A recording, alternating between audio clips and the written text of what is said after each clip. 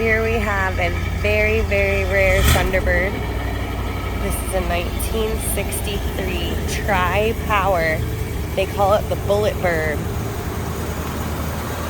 Bullet Bird because it's got 3 double carburetors, I believe. But tri-power, this thing is mint. Nice gold in and out. The taillights and the headlights are something cool. We're gonna take it for a ride. Hello. Get ready to take off here in this Bullet Bird, a 390 tri-power for you YouTube watchers. I love these slide-away steering wheels, man. I think they're just really, really cool. This car's got 611 miles on it since it's been a frame-off nut and bolt restoration. Every single piece of chrome, every nut and screw has been replaced with stainless steel.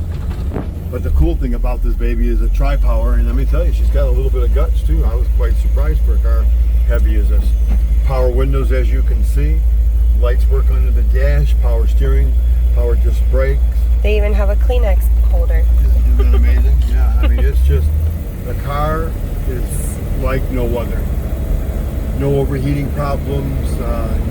Look at it, just down the road, nice and straight. Yeah. The bottom of this car, Nyla, looks better than the top of this car, if you can believe it.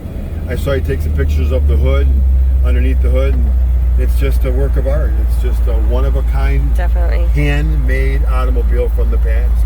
The Bullet Bird is what they call it. The Bullet Bird. So we got a guy here, probably going to take all day to move it, but we just have to wait for him to go, and when he's ready. So as you can see, she drives, shifts the gear absolutely aimlessly. She does have an overdrive transmission.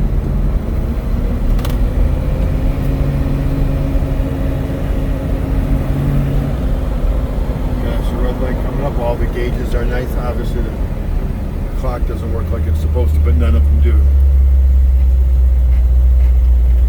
So we'll take this corner and then get her up on the hoist, and you can show that off for everybody. Sounds good.